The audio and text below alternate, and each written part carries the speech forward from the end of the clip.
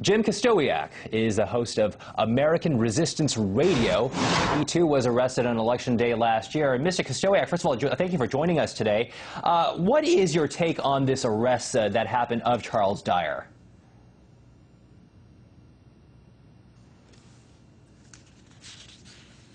It kind of looks like we're... Mr. Kostowiak, can you hear me? Okay. Mr. Stokowiak, we are having some technical difficulties, and that's information for you at home as well, too. The point of the story is that Charles Dyer had said that, as I mentioned earlier, that there would be some sort of conspiracy involving the U.S. government where they would start rounding up people just nonchalantly and sending into concentration camps. And all of a sudden, he was arrested and charged with child molestation charges by some reports his own daughter. Now, of course, the people who support Charles Dyer say that's all a farce. This is all make-believe by the federal government, and this is just yet another example of corruption by the federal government. So we understand that there is some sort of legal proceeding happening as of this moment. And what's also happening at this moment is a chance, maybe at this point, to talk to Jim Stokowiak, who is of American Resistance Radio. Mr. Stokowiak, can you hear us? Yes, sir, I can. Okay, perfect. So I kind of gave a little bit of background information of what happened with Charles Dyer. What is your take on what happened with Mr. Dyer? Well, in 60 seconds, basically, this comes right out of a playbook from the 90s. This is the same playbook that was used against the Branch Davidians on sexual molestation charges which to date have not been proven.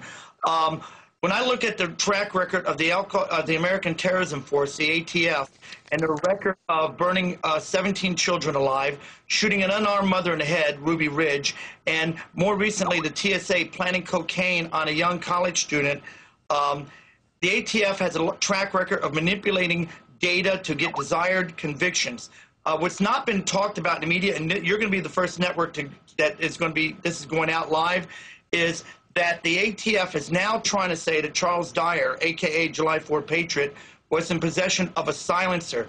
On my website, I have the actual eBay receipt from it, and we can produce in court the witness that gave him the silencer. Now, we're not talking about the grenade launcher, but they're trying to trump up more charges on a silencer. So my government is trying to spend thousands of dollars on an airsoft silencer. But what's also not talked about is these allegations stem from an alleged incident over a year ago, and his ex-wife's uncle, Mr. James Hikia, which is also posted on our website, is a registered sex offender that's had multiple contacts with the alleged victim. I'd like to know why no one's talking about this. Yes, we question a government that lied to us about 9/11, that gets us into unconstitutional wars, and not a word that comes out of our justice system can be trusted based upon the false convictions in the past. That's why we're standing by Dyer, who served this country in combat.